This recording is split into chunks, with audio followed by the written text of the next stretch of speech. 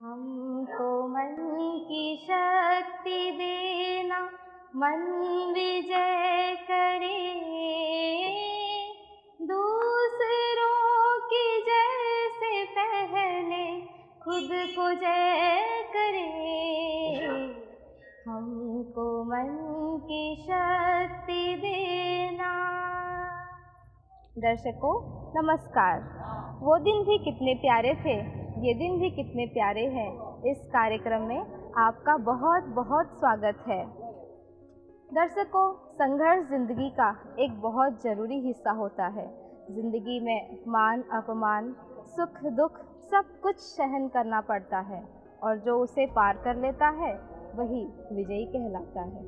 अब बिना संघर्ष में ज़िंदगी में मज़ा ही कहाँ है। देखिए ना, एक डॉक्टर भी जब मरीज का ECG टेस्ट करता है तो सीधी लकीर मृत्यु की निशानी होती है, जबकि टेढ़ी मेढ़ी उतार चढ़ाव वाली लकीर तो जिंदा होने की निशानी है। वैसे हमारे जीवन में आने वाले उतार चढ़ाव भी हमारे जिंदा होने को सूचित करती है। मित्रों, ज़िंदगी का मज़ा तो तब है जब हम परिस्थितियों से भागते नहीं बल्कि उनका सामना करते हैं। जो भागते हैं वो कायर और जो जीत जाते हैं वही वीर होते हैं। संसार के इतिहास में आज तक कोई भी ऐसा व्यक्ति नहीं जिन्होंने बिना संघर्ष के अपने उच्च जीवन का निर्माण किया हो। और आज भी हम आप सभी के बीच में एक ऐसी ही संघर्षमय कहानी लेकर आए हैं। कहानी है उड़ीसा में रहने वाली एक ऐसी कन्या की जो अपने घर की सारी सुख सुविधाएं, आराम पसंद जिंदगी छोड़ चल पड़ी ईश्वर की राहों पर। तो क्या आप लोग भी उसके बारे में जानना नहीं चाहेंगे? आइए हम आपको बताते हैं।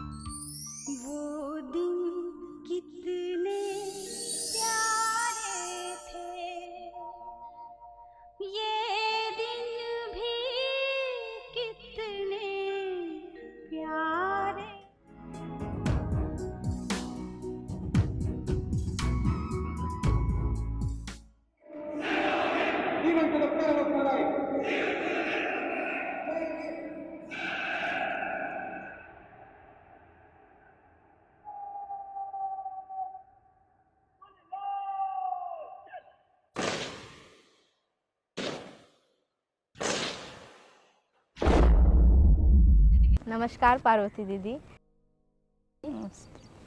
आज के इस कार्यक्रम वो दिन भी कितने प्यारे थे, ये दिन भी कितने प्यारे हैं, इस कार्यक्रम में आपका बहुत बहुत स्वागत है।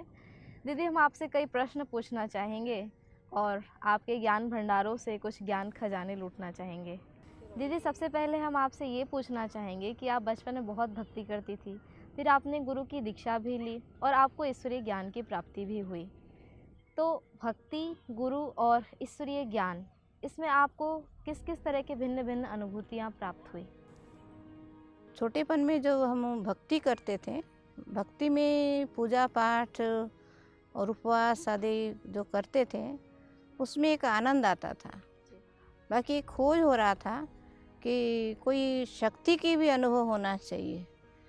लेकिन समय अनुसार जैसे हमें 5 साल के बाद जब गुरु की दीक्षा कहो, गुरु की मंत्र प्राप्त हुआ, उस मंत्र के द्वारा मन को एकाग्र थोड़े समय के लिए कर लेते थे, लेकिन मन में जितनी और कुछ तलाश रहती थी और कुछ भी इसकी सही सतपथ होगा, सच्चा राह और कुछ होगा, इस अंदर में एक तलाश रहती थी कि सच्चाई की कुछ और मार्ग होगा। ये जो तलाश थी, तो समय अनुसार हमें जब ये ज्ञान प्राप्त हुआ तो ज्ञान के आधार से हमें संपूर्ण रूप में एक शक्ति की भी अनुभूति होने के साथ साथ सत्यता की खोज में भटकता हुआ मानव को जैसे संतुष्टता प्राप्त होती है, तृप्ति की अनुभूति होती है, मन की एकाग्रता, संपूर्ण सुख, शांति, पवित्रता, मतलब सर्व प्रकार की प्राप्ति इस ईश्वरीय ज्ञान के द्वारा हमें प्राप्त हो रहा है।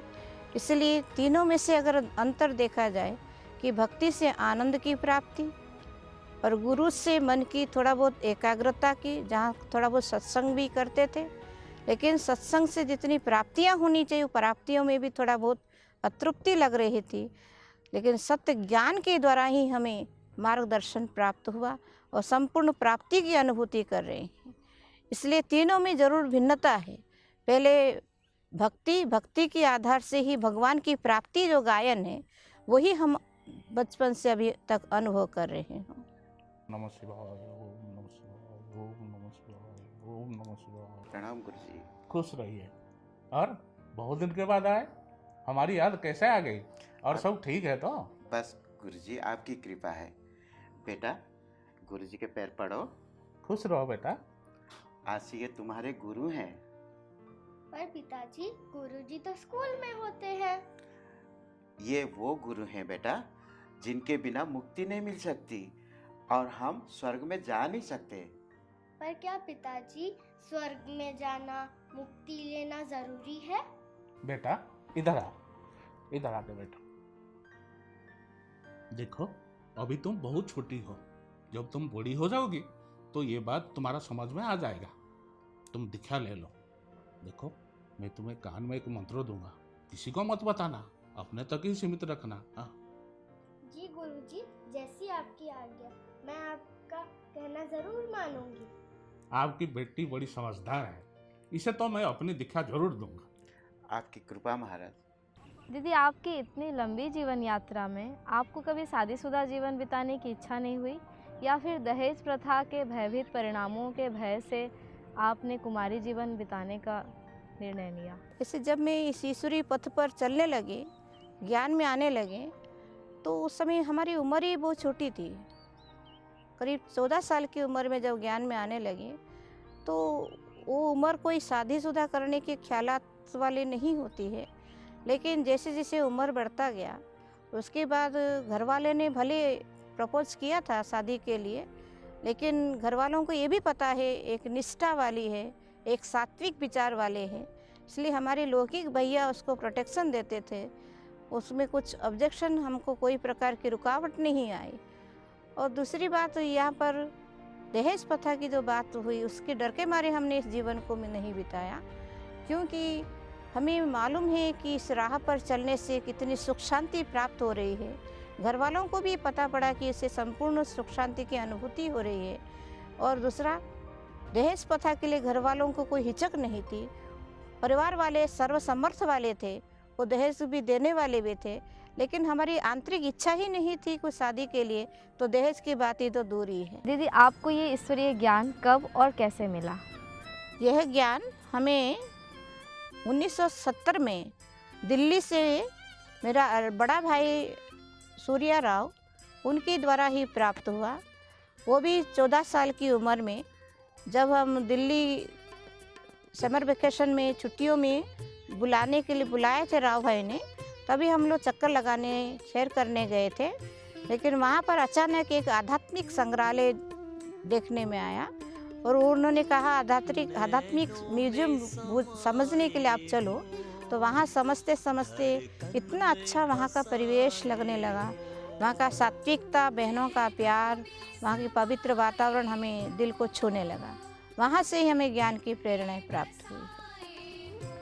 दीदी, आजकल के समाज में रिश्तों में बहुत दरारें आ रही है, यहाँ तक कि विवाह जिसे 7 जन्मों का बंधन माना जाता है वो भी टूट जाते हैं।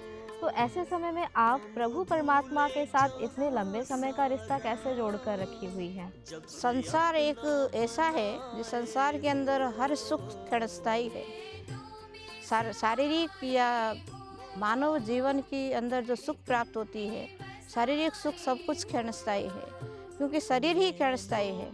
इसलिए परमात्मा जो अजर अमर अविनाशी है, आत्मा भी अजर अमर अविनाशी है। आत्मचिंतन और परमात्मा चिंतन के अनुसार परमात्मा से जब दिल का नाता जुड़ जाता है, सच्चा स्वामी के रूप में उसे हम दिल से स्वीकार कर लेते हैं, वो सच्चा अविनाशी प्यार प्राप्त होता है। क्योंकि दैहिक प्यार जो है, भले वो लव मैरिज भी क्यों ना कर ले, लेकिन वो थोड़े क्षणभंगुर सुख का अनुभव करने के लिए कर रही हैं, लेकिन वो सुख से कोई अविनाशी सुख प्राप्त नहीं हो सकता है। परमात्मा का प्यार, आत्मा और परमात्मा का मिलन मनाने का जो प्यार है, आंतरिक प्यार है, वो हमेशा के लिए अविनाशी प्यार का अनुभव होता है। इसलिए इसमें अधूरा का अनुभव नहीं हो सकता है, अल्पकाल का सुख का अनुभव नहीं होता है। अतीन्द्र सुख की अनुभूति होती है। अरे पार्वती, क्या हुआ?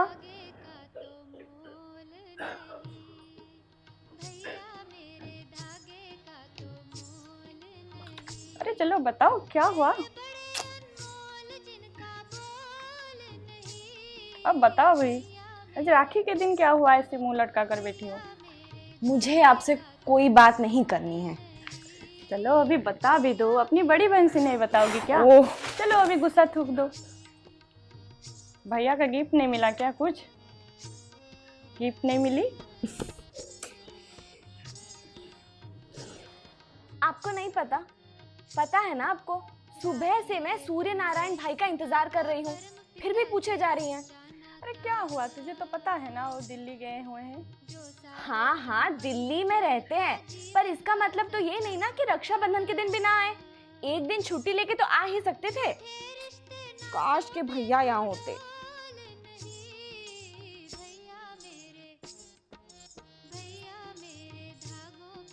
भैया आप? सरप्राइज! कैसा लगा मेरा सरप्राइज? बहुत अच्छा लगा, मगर मैं आपसे बात नहीं कर रही। हमारी बहन बहुत रूठी है शायद। रूठी तो हूँ, पर आप पहले जाइए यहाँ से। हाँ हाँ ठीक है, तुम्हारी ही भैया है, मिलो। हाँ मेरे ही भैया, लाडली हूँ मैं इनकी, पर फिर भी भैया बात नहीं कर रही मैं आपसे। जाइए, मैं नहीं बात कर रही आपसे। पार्वती, आ तो गया नन्हे। क्या हुआ पार्वती? आज का दिन तो स्पेशल है ना? हाँ वो तो है, छोड़िए हटाइए इन सब बातों को। आप बताइए दिल्ली का खबर। दिल्ली में मैं तुम्हें तो बहुत याद कर रहा था। हाँ हाँ, बड़ा याद कर रहे थे ना, हमें बुलाया ना खुद आए। आ तो गया आज। कम से कम हमें तो बुला लिया होता अपनी दिल्ली, अगर इतना याद कर रहे थे तो। एक साल में तो एक बार ही आता हूँ। तू दिल्ली आके क्या करेगी? पर मैंने तो सुना है कि पढ़ाई लिखाई अच्छी होती है वहाँ पे। हाँ तो अच्छी है। मैं सोचता हूँ कि 2-3 साल के बाद तेरा शादी करवा दूँ। शादी मेरी? मैं तो ये घर छोड़ के कहीं नहीं जा रही। आप ये शादी वगैरह भूल ही जाइए भैया, मैं तो बस समाज सेवा करूंगी। शादी वगैरह करके मुझे अपनी जिंदगी बर्बाद नहीं करनी। समाज सेवा करूंगी तो आपका नाम रोशन करूंगी, घर वालों का नाम रोशन करूंगी। खैर वो सब हटाइए, जिस काम के लिए हैं वो करते हैं।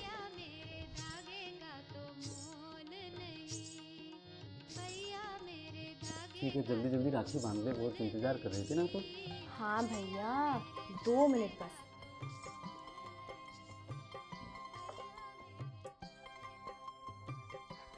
ये ले तेरा गिफ्ट, स्पेशल है तेरे लिए। अरे वाह, राखी बांधने से पहले ही गिफ्ट मिल गया मुझे। जानती है ये गिफ्ट सारा दिल्ली में छान मारकर तेरे लिए स्पेशल लाया हूँ। वाह, बहुत सुंदर है भैया। बहुत सुंदर है ना? बहुत ही ज़्यादा सुंदर है, मगर ये हार जो आप लेके आए, उससे ज़्यादा खुशी मुझे इस बात की है कि आप मुझसे मिलने आए 1 साल बाद। मैं तो आऊँगा ही आऊँगा, हाँ। वो तो मेरा फर्ज है। मैं भी तो वही आस लगा के सुबह से बैठी थी, इसीलिए तो बहुत खुशी हुई मुझे आपके आने की। ठीक है, आज के दिन फिर सेलिब्रेट करते हैं राखी के। जी बिल्कुल। आज आप क्या खाओगे? मैं तो खाऊंगी आलू का पराठा। और आप? भाई मैं तो आज गोभी के पराठे खाऊंगी। ना आज भोजन आलू का पराठा बनेगा ना गोभी का पराठा बनेगा। आज तो भोजन मैं बनाऊंगा, पर आज ना बिना प्याज लहसुन से भोजन बनाऊंगा। देखूं तो किसको पसंद आता है। बिना प्याज लहसुन के बनता भी है भोजन भैया? हाँ पार्वती, क्यों नहीं बनता, बहुत अच्छा बनता है। भैया आप भी ना पता नहीं दिल्ली से क्या क्या सीख कर आए हैं। अगर माँ को पता चला ना, आपकी खैर नहीं। अरे माँ को भी अच्छा लगेगा भोजन, और घर के सभी सदस्य को भी अच्छा लगेगा। मुझे बनाने तो दो। ठीक है भाई, आप बनाओ अपना बिना प्याज लहसुन का, हम तो चले।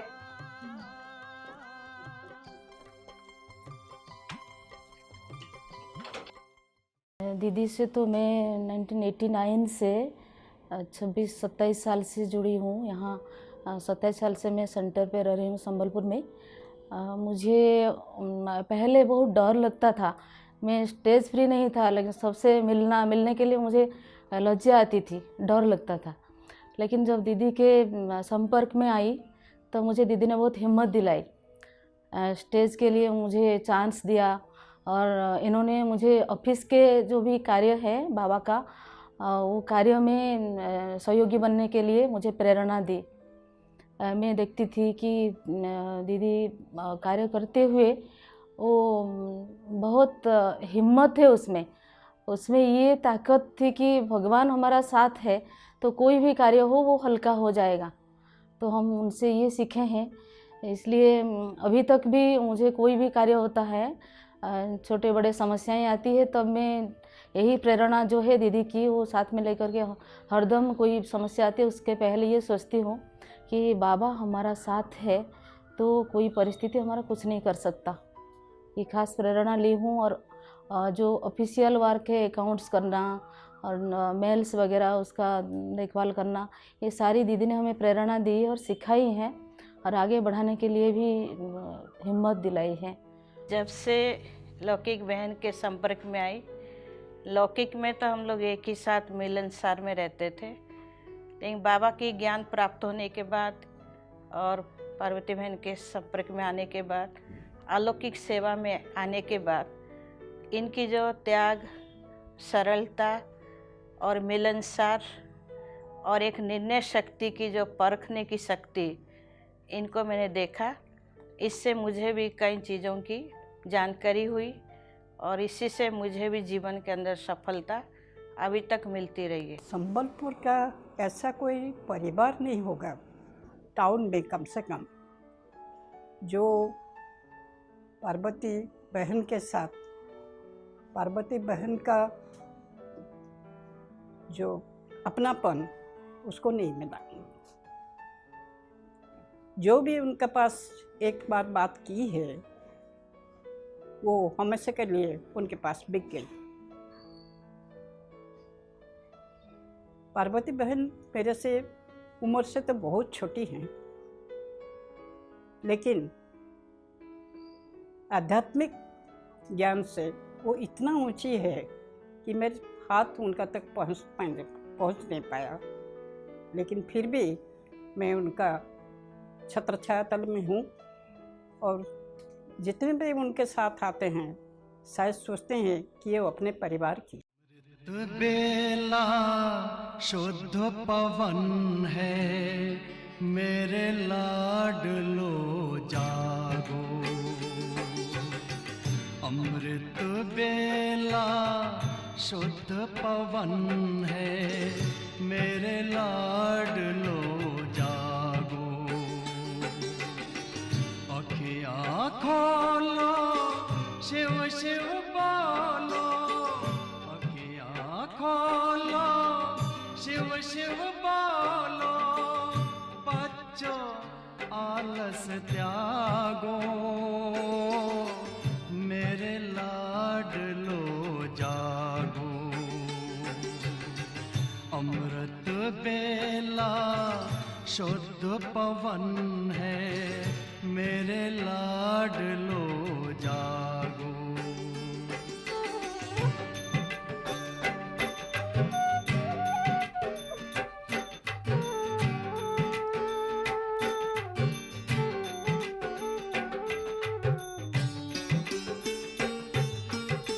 मुरली के स्वर मधुर मिले हैं, मधुबन के भी फूल खिले हैं। माँ, माँ तुम अकेली बैठी हो? हाँ बेटा, आओ, मैं आपकी राह देख रही थी। हाँ माँ बोलो। बेटा तू जब दिल्ली से आया है तब तेरे से बात ही नहीं हुई है। हाँ माँ, मेरा भी बहुत तमन्ना थी कि आपसे मैं बात करूं, और कुछ सेवा की लायक है तो बताओ, मैं ज़रूर करूँगा। बेटा अब तू बड़ा हो गया है, तेरे पैरों पर भी खड़ा है, अब हाँ, तू शादी कर ले, नहीं तो लड़की नहीं मिलेगी। माँ इन सब चीज़ों के लिए अभी बहुत समय है माँ, अभी मेरी उम्र ही क्या है। अरे बेटा, तेरे पिताजी होते तो तेरी शादी करा देते। माँ, शादी के अलावा भी तो एक जिंदगी होती है। शादी के अलावा एक ही जिंदगी होती है। वो क्या है माँ? बेटा, कहीं तू साधु तो नहीं बन जाएगा ना? नहीं नहीं माँ, साधु नहीं बनूंगा मैं। माँ, समय आने पर मैं जरूर शादी करूंगा। बेटा, तेरे बड़े भाइयों ने शादी कर ली है, अब तू बोल तो तेरे लिए भी लड़की देखना शुरू कर दूं। माँ, तेरे जैसा कोई मिल जाए तो जरूर शादी करूंगा। ठीक है बेटा, जब तेरे को शादी करनी है तब कर लेना, पर माँ को जरूर बुलाना। माँ भी ना। बेटा, दिल्ली में तूने कोई लड़की तो नहीं देखी है ना? तेरे संस्कार मेरे में पड़े हैं। तेरे हाँ के बिना मैं एक कदम भी नहीं उठाऊंगा। पर मैं सोचता हूँ कि इस गर्मी की छुट्टी में मेरी बहनों को लेकर आप दिल्ली एक बार आ जाओ। मैं उनको दिल्ली घुमाने ले जाऊंगा और दिल्ली के बारे में और अपने बारे में मैं आपको सब कुछ बता दूंगा। ठीक है बेटा, जैसी तेरी इच्छा है। इस उम्र में तूने हमारा ख्याल रखा, वो भी बहुत बड़ी बात है। दीदी, आप जिस परमात्मा की बात कह रही है उन्हें ना तो हम देख सकते हैं ना तो हम सुन सकते हैं, फिर आप ये कैसा विश्वास करती हैं कि वो हर विपदा में आपकी सुरक्षा करेंगे? वैसे भी हम सब मानते हैं परमात्मा ही रक्षक है। किस आधार पर तो मानते होंगे परमात्मा रक्षक है। जरूर कभी ना कभी किसी ना किसी को रक्षा तो की हुई होंगे। तो अभी वो समय, धर्म की ग्लानि समय परमात्मा आ चुका है। आने के साथ साथ हर आत्माओं को रक्षा कर रहा है, विकारों की बंधन से भी रक्षा कर रहा है। साथ ही साथ परिस्थितियों के बीच में जब जकड़ जाते हैं तो परमात्मा पर भरोसा जब हम खुद अपने जीवन के अनुभव के आधार से हम कह सकते हैं, परिस्थितियों के बीच में ही वो कैसे अपना छत्र छाया बन करके, चाहे वो व्यक्ति के द्वारा, चाहे वो वस्तु के द्वारा, चाहे वो पॉजिटिव रूप में कोई परिस्थिति की वातावरण के द्वारा भी हमें रक्षा करने के निमित्त बन जाता है। अर्थात परमात्मा ही विश्व रक्षक क्या मानवात्माओं के लिए भी रक्षक रूप में बनता है। उनकी छत्र छाया, उनकी दिव्य अनुभूति किरणों के द्वारा, व्यक्तियों के द्वारा, वस्तुओं के द्वारा, परिस्थितियों के द्वारा, पॉजिटिव वातावरण के द्वारा हमें रक्षा करने का निमित्त बन जाता है। इसलिए परमात्मा इन आँखों से भले दिखाई नहीं देता है, लेकिन जैसे खुशबू दिखाई नहीं देता है, फूलों की खुशबू वो अनुभव कर सकते हैं, हवा दिखाई नहीं देता है, अनुभव कर सकते हैं। इसी प्रकार परमात्मा की दिव्य अनुभूति एक बल, एक भरोसे के द्वारा अनुभव करने से अपने आप हर परिस्थितियों में ही वो हमारा सहायता करता है, मदद करता है।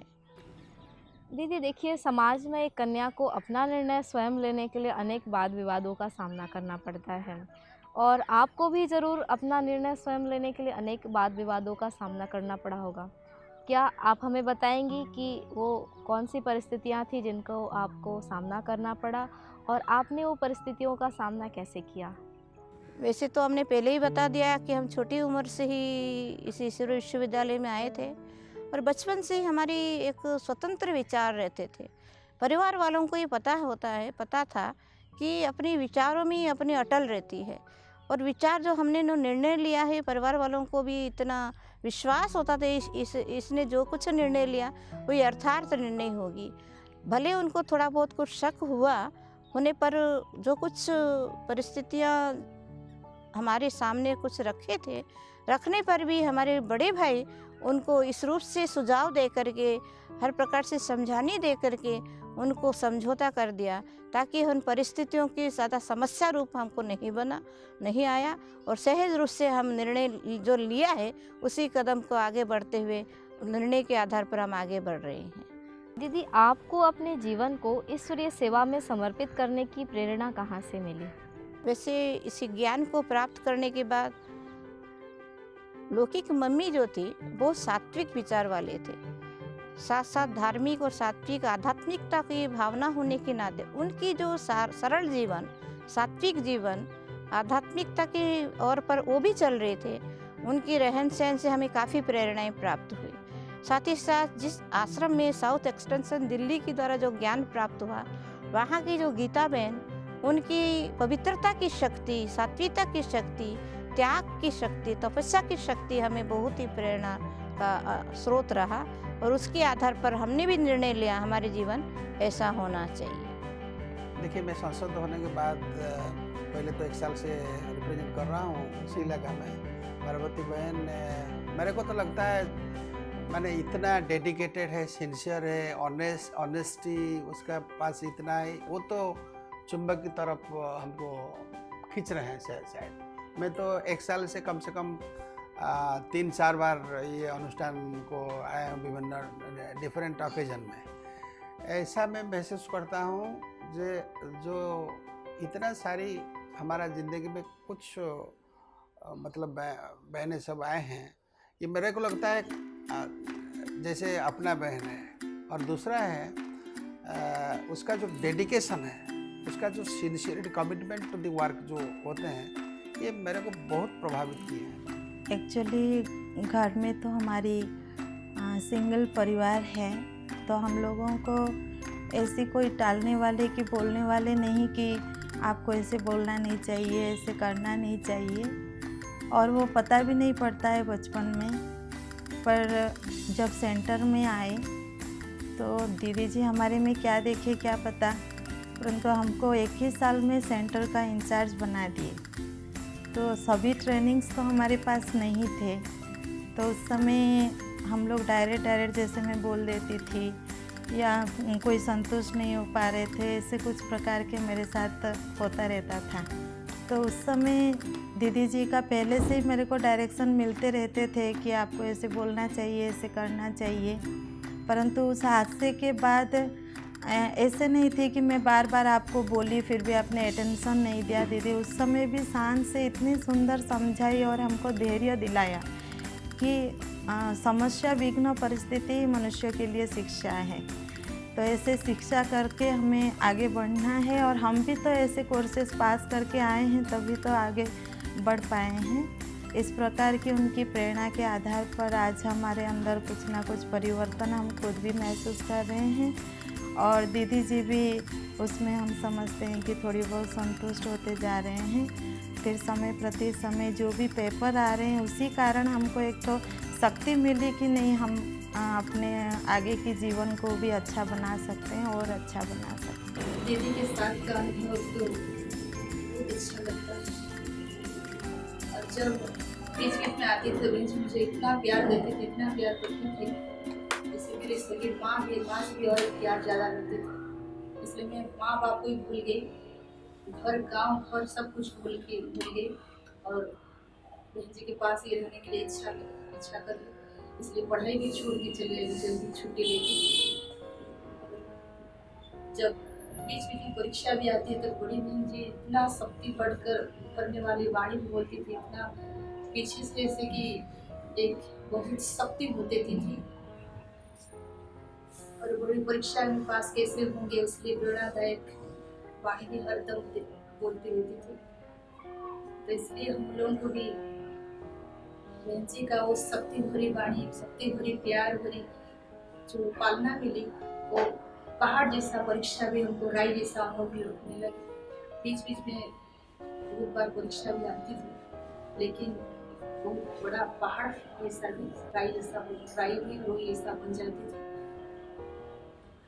इतना देर हो गया, ये लोग अब तक आए क्यों नहीं? 11 बज रहा है।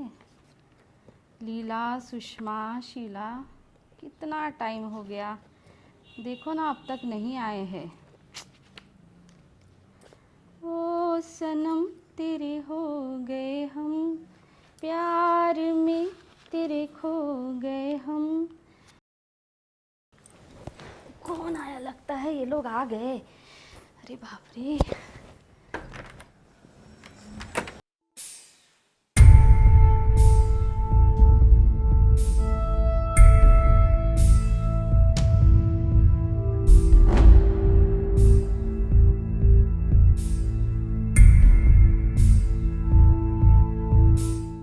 अचानक कैसे आना हुआ आपका? ना खबर ना कुछ। वो दरअसल भाभी कोई हमें गाड़ी से ड्रॉप कर गया यहाँ। आपको बड़े लोग गाड़ी से छोड़ जाते हैं, हमें तो कोई बैलगाड़ी में भी नहीं छोड़ता है। वैसे सासू माँ घूम आई दिल्ली, क्या क्या दिया आपके बेटे ने आपको? यहाँ से तो बड़े बैग भर भर के लेके जाते थे। अब क्या दिया आपको? जब मेरे दो जवान बेटे गांव में हैं तो मैं दिल्ली क्यों जाऊं? वैसे देवर जी कब शादी कर रहे हैं? शादी के बाद तो वैसे आप दिल्ली में ही शिफ्ट हो जाएंगी ना? बहू, तुम्हें फिक्र करने की आवश्यकता नहीं है, अभी उसकी माँ जिंदा है। पता है, आप रहते तो यहाँ पर हो, लेकिन आपका दिल तो दिल्ली में लगा रहता है। भाभी, ये भी तो अपना घर है, अपना परिवार है, अपना गांव है। अब याद आया आपको आपका परिवार? वैसे भाभी, आप क्यों नहीं घुमाती दिल्ली एक बार? वैसे दिल्ली घूमने के लिए किस्मत चाहिए। हमारी फूटी किस्मत, हम कहाँ घूम पाएंगे दिल्ली विल्ली। मैं तो यहाँ पर नौकरानी बन के रह गई हूँ। अब वैसे आ ही गए हो तो थोड़ा रुक जाइए, मैं थोड़ा स्नान करके खाना वाना बनाती हूँ। अब तो सब कुछ मुझे ही बनाना पड़ेगा, मुझे ही करना पड़ेगा। अब कहाँ से आ गए ये लोग? आज तो घर में मैंने किटी पार्टी रखी थी, अब इनके लिए मुझे खाना बनाना पड़ेगा। इसी को तो कहते हैं ना, दाने दाने पर लिखा है खाने वाले का नाम। बनाए किसी और के लिए और खाए कोई और। ये लीजिए आपकी फेवरेट डिश, मैंने खास तौर पे आप लोगों के लिए ही बनाया है। वैसे तो 1 महीने से मैंने कुछ भी अच्छा खाना नहीं बनाया था, खास आप लोग आए हो इसलिए अच्छा खाना बनाया है आज मैंने। जी भाभी, क्या है ये? अरे यही तुम्हारा फेवरेट नॉनवेज। लेकिन भाभी, आज से हम सिर्फ शाकाहारी ही खाएंगे। आप लोगों को खाना होगा तो खाइए, मैं तो अपने हिसाब से ही खाना खाऊंगी। वैसे मेरे फ्रेंड लोगों को आज मैं बुला लूँगी तो मेरा अन्न का एक भी दाना वेस्ट नहीं जाएगा। वैसे आप लोगों को तो पता है ना, मुझे एक भी दाना वेस्ट हो गया अन्न का तो मुझे अच्छा नहीं लगता है। अपनी ज़िंदगी के बारे में क्या सोचा है? माँ, जब से मैं दिल्ली से आई हूँ तब से मैं भी आपसे इसी बारे में बात करना चाहती थी, पर कभी अवसर ही नहीं मिला बात करने का। ठीक है बेटी, आपके दिल में जो भी बात है वो अपनी माँ को सब बता दो। माँ, दरअसल मैं शादी नहीं करना चाहती। क्यों बेटी? जब से ब्रह्मा कुमारी का ज्ञान मिला है तब से मन में वैराग्य सा आ गया है। फिर भी बेटी शादी करनी पड़ेगी। शादी क्यों करनी पड़ेगी माँ? फिर भी एक दफे सोच ले बेटी, दुनिया वाले क्या कहेंगे। आप अगर लोक लाज की चिंता कर रही हैं माँ, तो ये सब मन का वहम होता है। ये सब कुछ भी नहीं, समाज वाले क्या कहते हैं मुझे उससे कोई फ़र्क नहीं पड़ता। वैसे भी ये मेरी ज़िंदगी है, मैं शादी करना चाहूँ या ना चाहूँ इससे उन्हें क्या फ़र्क पड़े ये मैं नहीं सोच सकती। फिर भी बेटी एक दफ़े सोच ले, नाम तो बहुत अच्छा है। माँ, आप खुद ही सोचिए, हमें भगवान मिल गए हैं। ठीक है बेटी, जैसी तेरी इच्छा, मैं तेरे साथ हूँ। माँ, मेरी प्यारी अच्छी माँ। अच्छा, तो क्या बातें चल रही है माँ बेटी में? बोलो ना दी, क्या बात कर रहे थे? कुछ नहीं, बस माँ को ये बता रही थी कि मैं शादी नहीं करना चाहती। तो ठीक है, आज से मैं भी प्रतिज्ञा लेती हूँ कि मैं भी शादी नहीं करूँगी। मैं भी। मैं कितनी भाग्यशाली हूँ, मेरे घर में 3-3 देवियों ने जन्म लिया। दर्शकों, दुख तो हर व्यक्ति के जीवन में तरह तरह के आते हैं, लेकिन सबसे बड़ा दुख वो होता है जब हमारे अपने ही हमारे मार्ग पर कांटे बिछाने लगते हैं। और ऐसा ही कुछ हुआ था दीदी पार्वती के जीवन में। जब वो आध्यात्मिकता की राह की ओर बढ़ चली तो उनके अपने ही उनके राहों पे कांटे बिछाने लगे, उनकी राहों पे दीवार बन के खड़े हो गए। तो क्या आप नहीं जानना चाहेंगे कि ऐसी परिस्थितियों का सामना वो किस तरह कर सकी? पार्वती दीदी से तो मेरा 15-20 साल से संपर्क है। और जब मैं उनसे मिलता हूँ, उनके पास देखता हूँ एक ऊर्जा, जो ऊर्जा दूसरों को प्रभावित करता है। वो जो भी ठान लेते हैं कुछ करने के लिए, जो पॉजिटिव वर्क्स होता है संबलपुर में और या वेस्टर्न उड़ीसा में, जो भी काम वो लेते हैं हाथ में बहुत अच्छे ढंग से करते हैं और दूसरे को प्रभावित करता है। एक पॉजिटिव थिंकिंग के जरिए वो करते हैं, सबको मिलाकर करते हैं, सबको लेकर करते हैं। कि मैं भूत प्रेत से बहुत डरती थी, तो अंधेरे से भूत प्रेत से मुझे डर लगता था और किसी से तो डरती नहीं हूँ। एक दिन मैं दीदी को ऐसे अपनी समस्या के बारे में पूछी कि दीदी मुझे भूत प्रेत से बहुत डर लगता है।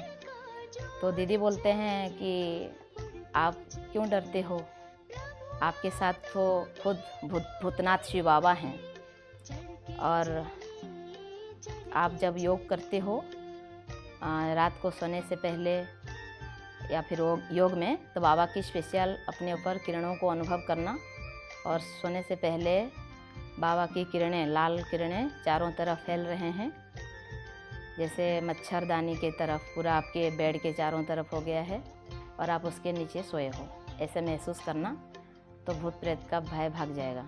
तो उस दिन से मैं प्रैक्टिस करना शुरू कर दी, तो आज मुझे कोई भूत प्रेत से डर नहीं लगता है।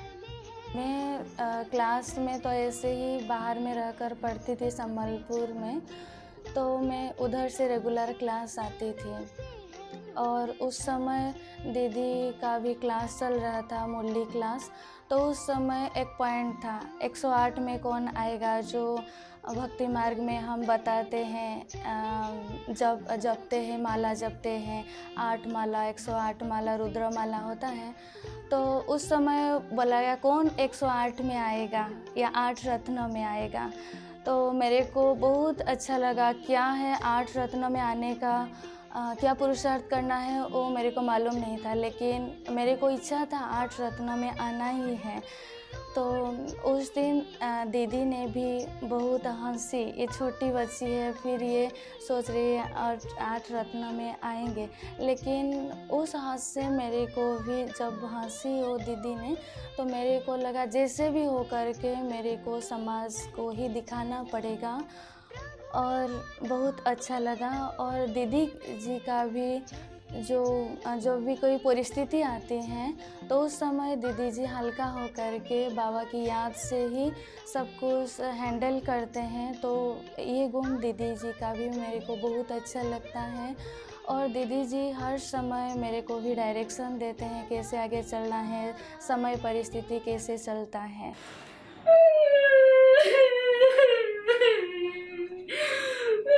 अब क्या हुआ?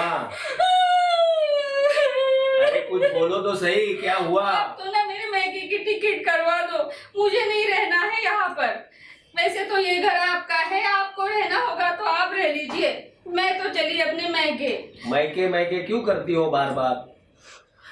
मेरे पिताजी ने मेरे लिए कितने सपने देखे थे कि मेरी बेटी ससुराल में महारानी बन के रहेगी, लेकिन रानी कहा, मैं तो नौकरानी बनकर रह गई हूँ यहाँ पर। अरे भाग्यवान, शांत हो जाओ, मतभेद तो सभी के घर में होते हैं, शांत हो जाओ। मतभेद नहीं, भूकंप है, भूकंप यहाँ पर, और इस भूकंप के झटके आपको नहीं मुझे ही झेलने पड़ते हैं। आपकी बहनों को कल रात को मैंने बात करते हुए सुना कि वो तो शादी नहीं करने वाली है, कोई भी कसर नहीं छोड़ी है हमारा मुंह काला करने की उन लोगों ने। अरे भाग्यवान, शांति शांति, मैं कल पक्का माँ से बात करूँगा, शांत रहो। क्या कर रही हो सासू माँ? खाना बना रही हूँ।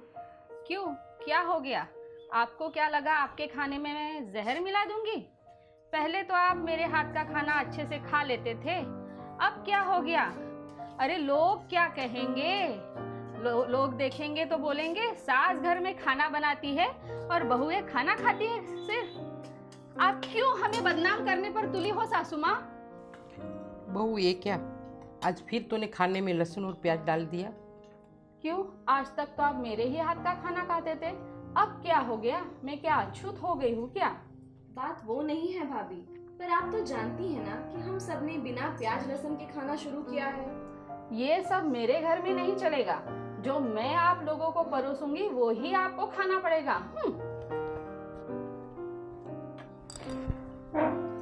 माँ बुरा मत मानना, मुझे एक बात कहनी थी। घर एक है और चूल्हे दो दो जल रहे हैं, समाज देखेगा तो क्या कहेगा? देखो बेटा, मैं बस इतना चाहती हूँ तुम अपनी तरफ जियो और हमें हमारी तरफ जीने दो। माँ ये क्या बात हो गई? मुझे मैं सुनने में आया कि सूर्य नारायण के साथ साथ बाकी बहनें भी शादी करने से इनकार कर रही हैं। ये क्या होगा? समाज क्या बोलेगा मुझे? मैं समाज में कैसा मुंह दिखा पाऊंगा? मैं तो बड़ा भाई हूँ, मुझे तो मेरा कर्तव्य है। तो सूर्य नारायण का तो ठीक है, वो तो कैसे भी जी लेगा, बट बड़ी बहनों का कन्यादान तो मुझे ही करना है, बड़ा भाई होने के नाते। जब तक उनका कन्यादान नहीं होगा तो मुझे स्वर्ग कैसा मिलेगा। मैं ये बोल रहा हूँ माँ, आप समझा दीजिए सबको, ये आपको अंतिम और आखिरी मेरी चेतावनी है माँ, आप समझा दीजिए, ऐसा नहीं होगा।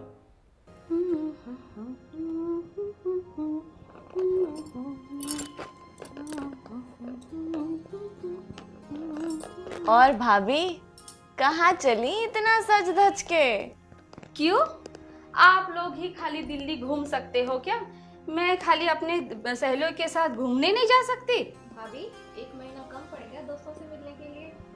मुझे लगता है 1 महीना तो आप लोगों को कम पड़ गया है, और 2-4 महीना क्यों नहीं रह गई दिल्ली में, ताकि मैं यहाँ सुकून से रह जाती। वैसे भाभी अभी तक तो सुकून से रह रही थी आप। सुकून? कहाँ का सुकून? मैं तो दिन रात आप लोगों के लिए ही यहाँ मरती रहती हूँ। वैसे भी आप लोगों को नहीं पता कल रात आपके भैया ने क्या कहा। आप लोगों को हमारे मर्जी के मुताबिक ही रहना पड़ेगा, आप लोगों की यहाँ नहीं चलेगी। और वैसे आप लोगों ने जो ढोंग लगा रखा है ना शादी ना करने का, ये सब मेरे घर में नहीं चलेगा। और माताजी, आपको तो कम से कम अपनी बेटियों का ख्याल करना चाहिए था। मुझे तो लगता है कि सच्चे मन की शांति की जरूरत सिर्फ आप ही को है। एक काम क्यों नहीं करती आप? आश्रम हुआ ये एक दिन, सच्चे मन की शांति की प्राप्ति जरूर मिलेगी। अब घर पर ही मुझे शांति नहीं मिलती है, तो अब मैं बाहर कहाँ जाऊँ शांति ढूंढने? भाभी ऐसा क्यों कह रही हैं आप? छटाक भर छोकरी और इतनी लंबी जुबान। अब तुम छोटी हो, तुम्हें कुछ नहीं पता है। समाज की और दुनियादारी की भी कुछ बातें होती है। बेटियां पराया धन होती है, पराए घर पर ही अच्छी लगती है। भाभी इतनी छोटी सी बात के लिए पूरे घर को सर पे उठाने की क्या जरूरत है? ये सब काम तो आप लोग कर रहे हो। भाभी आप हमसे बड़ी और हम आपका बहुत आदर करते हैं, पर इसका अर्थ ये नहीं है कि आपके मन में जो भी आए आप हमें बोलती जाए। अब तुम मुझे सिखाओगी कि मुझे कैसी बात करनी है? सिखा नहीं रही हूँ मैं भाभी आपको, सिर्फ और सिर्फ बता रही हूँ। इन आश्रम वालों ने तो मेरा जीना हराम कर दिया है। ना आप कहीं घूमने जाते हो, ना मुझे कहीं जाने देते हो। खबरदार अगर इसके बाद आश्रम में जाने का नाम भी लिया तो, समझ गई? अच्छा क्या क्या लेंगी आप? बताओ क्या कर सकती हूँ मैं? चलो चलो निकलो मेरे घर से, चलो। अभी बदतमीजी की भी हद होती है। बदतमीजी मैं कर रही हूँ या तुम कर रहे हो? निकलो यहाँ से। और तुम यहाँ खड़े खड़े क्या कर रहे हो? तुम भी निकलो यहाँ से। रात भर जब बाहर ठंड में रहोगी ना, तो दिमाग ठिकाने पर आ जाएगा इन लोगों का। दीदी, आपको अपने जीवन में कई परिस्थितियों का सामना करना पड़ा, कितने दुख भी सहन करने पड़े। क्या कभी आपको आत्महत्या करने की इच्छा नहीं हुई, या फिर कभी आपने ये नहीं सोचा कि इस ईश्वरीय ज्ञान को छोड़कर चले जाएं? बिल्कुल नहीं, क्योंकि ये ज्ञान ही ऐसा एक अनोखा शक्तिशाली ज्ञान और राज्यों की शिक्षाएं इस ईश्वरीय ज्ञान में प्राप्त होती है, जिसकी फलस्वरूप मनोबल दृढ़ होने लगता है। और इस ज्ञान के आधार से ये पहचान ये स्पष्ट होता जा रहा है कि अनेक परिस्थितियां अवश्य आने वाली है। परमात्मा की दी हुई सत्य ज्ञान से हम आत्माओं को जानकारी मिल रहा है। सच्चाई पर मार्ग पर चलने वालों को बाधा विघ्न परिस्थितियां तो आएगी आएगी, इसलिए पहले से ही अलर्ट रहते थे और सावधान होते थे कि परिस्थितियां तो आएगी आएगी। इसलिए परिस्थितियों के बीच कभी ना हलचल हुई, ना विचलित मन होता था, बल्कि मन में आता था ये हमारे लिए पेपर है, परीक्षाएं हैं, इसको सामना करने से हम आगे बढ़ेंगे। दूसरा, परिस्थितियों में आत्महत्या के सवाल ही नहीं है संकल्प करना, क्योंकि आत्मा का ज्ञान इतनी जबरदस्त अंदर में समाई हुई है। आत्मा अजर अमर अविनाशी है। आत्महत्या करने से उसका रिजल्ट क्या मिलने वाली है, उसका फल कोई सद्गति नहीं प्राप्त हो सकता है। इसलिए सपनों तक संकल्प मात्र में भी भावना ही पैदा नहीं हुई, हमें इस प्रकार परिस्थितियों में आत्महत्या भी करना चाहिए। इसलिए हमें संपूर्ण संतुष्टता और परमात्मा की छत्र छाया का अनुभव हो रहा है। दीदी, आध्यात्मिकता की राह पर जाते समय जब आपकी भाभी ने आपको घर से निकाला था, तो उस समय आपके मन में किस तरह के संकल्प विकल्प चले थे? आपको किस प्रकार की अनुभूतियाँ हुई थी? क्योंकि उस समय ज्ञान में इतनी पक्के नहीं थे, लेकिन मन में बहुत दुख तो हो रहा था क्योंकि छोटी उम्र थे। दूसरी बात मम्मी भी थोड़ा मन भारी कर रहे थे, जाएं तो कहाँ जाएं, लेकिन मन में थोड़ा दुख महसूस होने पर भी मम्मी ने हमें ये कहा कि परमात्मा के प्रति भरोसा रखो, वो ज़रूर अच्छा राह दिखाएगा। भले हम लोग रात भर बैठे थे बाहर में, लेकिन हमको ऐसा महसूस हो रहा था कि दुख थोड़ा होने पर भी लग रहा था भगवान की किरणें हमारे ऊपर पड़ रहा है। परमात्मा अच्छा के लिए ही कुछ इस प्रकार समस्याएं कहो, इस प्रकार घटना घटाया है। लेकिन फिर भी हमको संकल्प आया, कुछ भी करें हम इस मार्ग से नहीं हटेंगे और परमात्मा की हाथ और साथ पकड़ करके हमको जीना है। यही दृढ़ता और संकल्प में आ गया, लेकिन पीछे नहीं हटी। दीदी, आप अपने जीवन को ईश्वरीय सेवा में समर्पित करने के बाद भी आपके जीवन में कई परिस्थितियां आई, जैसे कि कई तांत्रिक आकर आपको डराने की कोशिश किए, कभी रात को लोगों ने पत्थर फेंका। ऐसी भयावह परिस्थितियों में भी आपके मन में क्या ऐसी अनुभूतियां नहीं हुई कि ईश्वरीय जीवन को समर्पित करने के बाद भी ऐसी परिस्थितियां क्यों? उस समय मन में कोई विचलित संकल्प नहीं उठा, क्योंकि मन में एक निश्चय कहो, एक मनोबल इतना शक्तिशाली थी कि उस समय इसे लग रहा था कि भगवान परमात्मा सर्वशक्तिवान, साथ ही साथ सर्वसमर्थ, परमात्मा की शक्ति ही सबसे सर्वश्रेष्ठ शक्ति है। भले तांत्रिक अपनी आत्मिक शक्ति प्रयोग कर रहा है, परमात्मिक शक्ति सबसे श्रेष्ठ शक्ति जरूर है। हम परमात्मा की शक्ति को प्रत्यक्ष कर रहे हैं, मैं खुद कुछ नहीं कर रही हूँ। भगवान अपना कार्य मुझ आत्मा को निमित्त बना करके कार्य करा रहा है। अब तो परमात्मा के भरोसे में उनके ऊपर हमने पूरा ही समर्पित करने के साथ उनकी शक्ति कैसे प्रत्यक्ष होगा, दिल से निकलता था, हे पिता तुम अपनी शक्ति को प्रत्यक्ष करा। भले वो तांत्रिक अपना कुछ भी कर रहा था, रिद्धि सिद्धि के रूप में, अपना तांत्रिक रूप में कुछ हड्डी का पिंजरा उठा करके फ़ोन जैसे बात कर रहा था, लेकिन फिर भी हमें थोड़ा भी संकल्प नहीं आया कि क्या कर रहा है, मेरा क्या होगा। ये उल्टा संकल्प नहीं आया, बल्कि लगा कि बाबा परमात्मा का ही शक्ति प्रत्यक्ष होने जा रहा है। दीदी, आप ब्रह्मा कुमारी नहीं बनी होती तो क्या बनी होती? वैसे छोटेपन से हम गीत गाना, नृत्य और मनोरंजन का कार्यक्रम, कला संस्कृति के लिए हमको बहुत रुचि रहती थी। बचपन से हम गीत भी गाते थे, तो गीत गाने का एक लक्ष्य था कि हमें बड़े होकर के बहुत सुंदर संगीतकार बनना है। गीतों के द्वारा हम देश की सेवा कुछ करके लोगों को कुछ संदेश पहुंचाएंगे, एक मेरा श्रेष्ठ संकल्प था। यूं बाहर क्यों बैठी हो? घर में कोई नहीं है क्या? भैया जी, दरअसल बात ये है कि... क्या बात है पार्वती? सच सच बताओ। बेटा, बहू ने हमें घर से निकाल दिया। घर से निकाल दिया? ऐसा नहीं हो सकता। हाँ भैया, हमारी गलती तो बस इतनी थी कि हम आध्यात्मिकता की राह पर चल रहे थे। ये बात तो मुझे भी पसंद नहीं, लेकिन उसका इतनी बड़ी सजा? घोर कलयुग। ठीक है, मतभेद है, मनभेद है, लेकिन उसके लिए घर से बाहर निकाला जाए? मैं सूर्य नारायण से बात करूंगा। तुम्हारी इतनी हिम्मत, मेरी माँ और बहनों को घर से बाहर निकाल दिया? ये कोई तरीका होता है पेश आने का? तुमने तो आज हद पार कर दी। सांस्कृतिक बहू का पेश आने का ये तरीका होता है? हद तो आपने पार कर दी है। लोक लाज शर्म, घर की चिंता करना, ये क्या गुनाह है? बड़ा पति धर्म निभाया है आपने आज। क्या भाभी, ऐसी भी क्या हद पार कर दी हमने जो आप इतना कुछ सुना रही है? तुम चुप रहो, मैं बात कर रहा हूँ। तुमने भी बड़ा पत्नी धर्म निभाया है, घर की इज्जत चौराहे पर लाकर छोड़ दिया है। क्या किया है मैंने? बोलिए, क्या किया है मैंने? घर की इज्जत को संभालना क्या बुरी बात है? आपकी ये तीन बहनें अगर समर्पित हो जाती तो क्या आपको अच्छा लगता? उन आश्रम वालों ने पता नहीं क्या पट्टी पढ़ा दी है। इन लोगों ने तो सजना संवरना, खाना पीना सब कुछ छोड़ दिया है। ऐसा भी क्या कर दिया भाभी हमने? सिर्फ शाकाहारी भोजन खाने तो शुरू किया है हमने, और क्या? माँ, मुझे आपसे यह आशा नहीं थी। आप एक ही हो जो इस घर को जोड़ के रखी हो। अगर आपने ऐसा किया तो इस घर का क्या होगा? भैया, अगर आपको दोष देना ही है तो हम सबको दें, सिर्फ माँ को क्यों? और अगर भी आप सजा देना चाहते हैं तो उसमें भी हम सब हकदार हैं। वैसे भी भाभी ने तो सजा दे ही दी है। बताओ बेटा, मैं ऐसा क्या गलत कर रही हूँ? भगवान की राह पे चलना क्या गलत बात है? देवियों जैसा श्रेष्ठ काम करेगी वो गलत बात है क्या? बताओ बेटा, मैंने उसमें क्या गलत किया? मुझे कुछ पता नहीं। मैं आप सभी को 2 महीने का समय देता हूँ। इसके बाद आप चाहे तो आपके रास्ते पे चलिए या तो मेरे रास्ते पे चलिए। ठीक है भैया, जैसा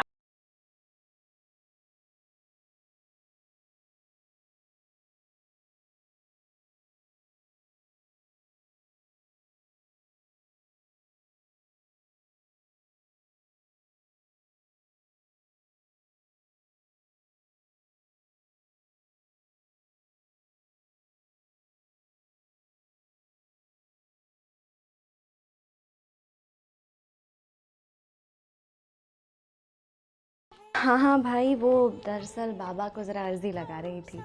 आपको किस बात की परेशानी थी? बाबा है, इतने सारे भाई बहनें हैं। परेशानी तो वैसे भैया किसी बात की है नहीं, पर दरअसल सेंटर थोड़ा सा छोटा पड़ रहा है।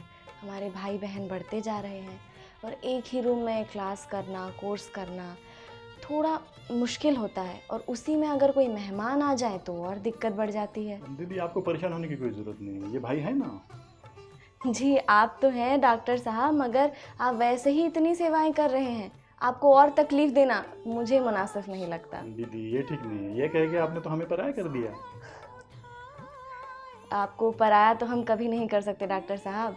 नहीं दीदी, देखो मैं भी इस ईश्वरीय परिवार का हिस्सा हूँ, बाबा का बेटा हूँ। बाबा का बेटा होने के नाते मेरा भी कोई फर्ज बनता है कि नहीं? जी जी, मैं ज़रूर कोशिश करूँगा इस सेंटर के लिए कुछ कर सकते हैं हम। मैं ज़रूर कोशिश करूँगा कि अपने तकदीर की लकीर और लंबी खींच सकूँ। डॉक्टर साहब आप ही तो हैं बाबा के राइट हैंड बच्चे।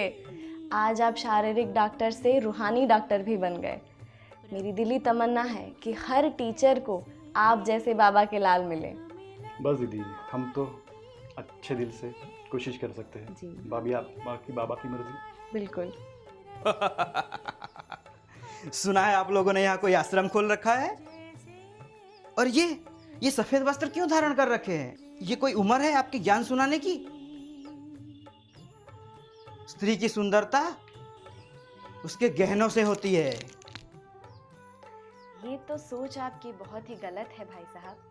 स्त्री की सुंदरता तो उसके उच्च चरित्र और व्यवहार से होती है, और उसकी सुंदरता तभी बढ़ती है जब वो स्वयं के गुणों से अपने आप को एवं दूसरों को श्रृंगार कर सके। और ये जो श्वेत वस्त्र हमने धारण किए हैं, ये है शांति का प्रतीक। ये सबको स्वच्छता और पवित्रता का संदेश देता है। वो सब तो ठीक है बेटा, लेकिन तुम्हारी यह उम्र ज्ञान सुनाने की नहीं, ये उम्र शादी करने की है। पर भाई साहब मेरी शादी तो हो चुकी है। आपकी शादी हो चुकी है? पर किससे? भगवान से। ओम क्लीम क्लीम क्लीम क्लीम।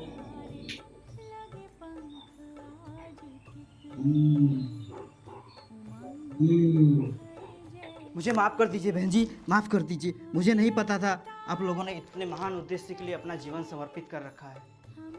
दीदी देखो ना, कोई पत्थर मार रहा है आधे घंटे से। हाँ तो रुक, मैं कुछ करती हूँ। कब से बोल रहे हो कि आप कुछ करोगे, कुछ करो ना। बोला ना कुछ करती हूँ, तू रुक 1 मिनट। अजित, थोड़ा जोर से बुलाइए ना। हाँ अजित, और जोर से।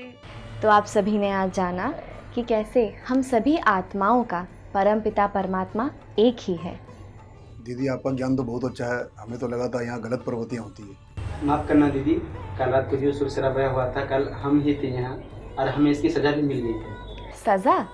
किसने दी सज़ा आपको? हमने तो कोई सज़ा नहीं दी। आपने नहीं दी दीदी, कल 10-15 लोगों ने आश्रम को घेर लिया था और इसी चक्कर में हमारी सबकी दुकान की चोरी हो गई। हमने एक देवी को कलंकित करने का अपराध किया है, जिसकी सज़ा हमने ऊपर वाले ने दी है। माफ़ करना दीदी, आपका ज्ञान इतना उच्चतम है कि हम समझ नहीं पाए थे, हमें माफ़ करना। अभी आपका ज्ञान समझ में हमको आ गया। माफ़ करने की कोई बात नहीं है भैया, अभी तो आप भगवान के बच्चे हैं, तो यही मेरे लिए सबसे बड़ी खुशी की बात है। जैसे कहते हैं ना दीदी, जैसा बीज बोओगे ऐसा फल पाओगे।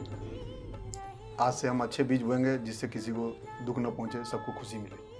ये तो बहुत अच्छी बात है कि आप लोगों को अपनी गलतियों का एहसास हो गया। यही तो होता है भगवान के सच्चे बच्चे की निशानी। तो चलिए इसी बात पे हम मुंह मीठा कराते हैं आपको।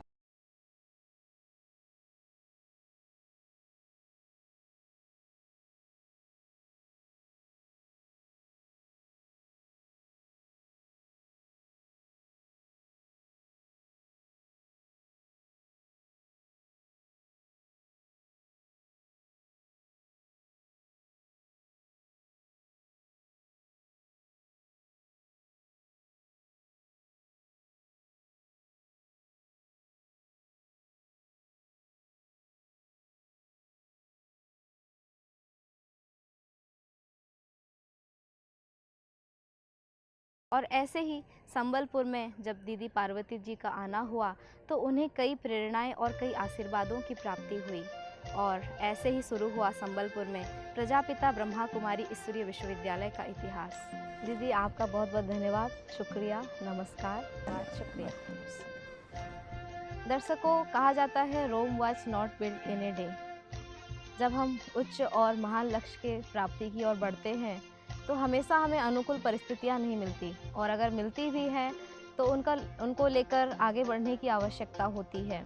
जो आगे नहीं बढ़ पाता वो हार जाता है। कहते हैं समस्याएं, परीक्षाएं उन्नति की सीढ़ी होती हैं, इसलिए हमें कभी परीक्षाओं से, समस्याओं से घबराना नहीं चाहिए। आज तो समय हो चुका है, अगले हफ्ते हम फिर एक नई संघर्षमय कहानी लेकर आपके पास आएंगे। तब तक के लिए अनुमति दीजिए।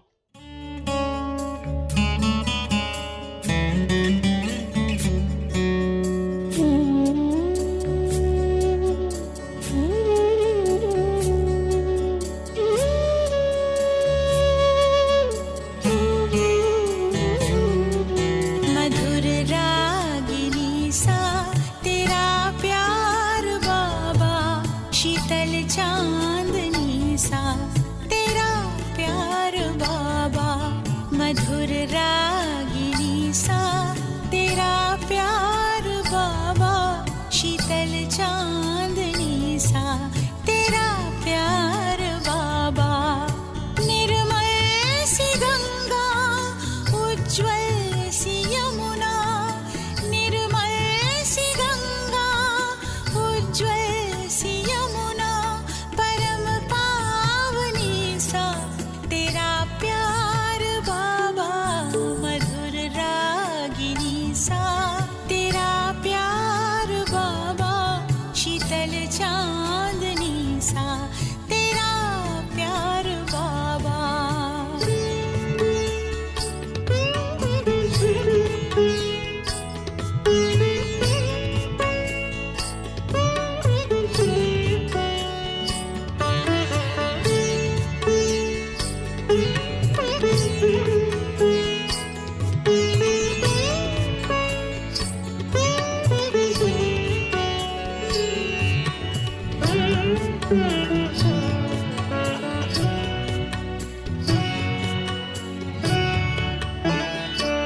तेरी आभा है सौरभ बिखेरे हुए, तुमको देखा तो बाबा हम तेरे हुए।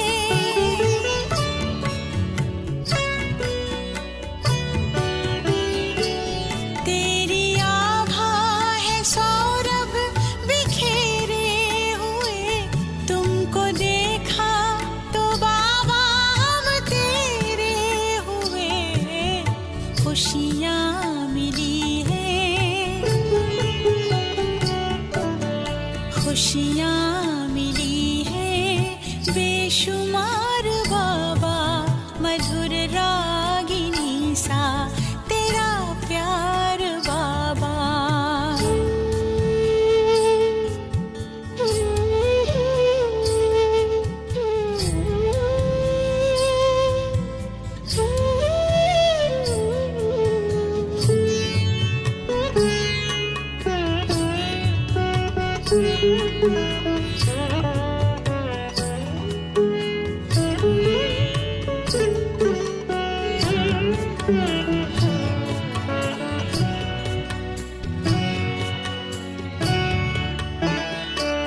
जिंदगी सोने जैसी खरी हो गई, कैसी हम पे ये जादूगरी हो गई।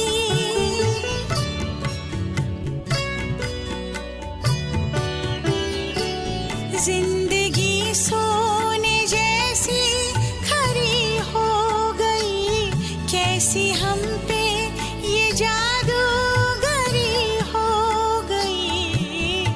जीवन में आई,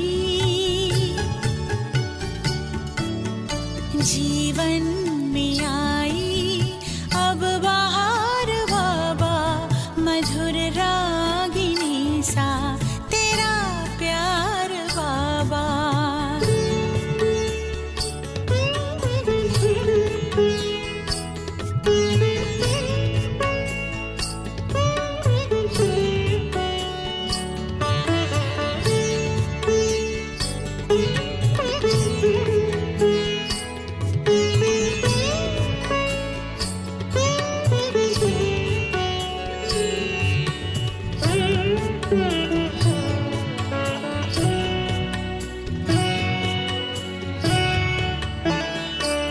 ज्ञान की पाई अनमोल हमने निधि, योग की तुमसे सीखी अनोखी विधि।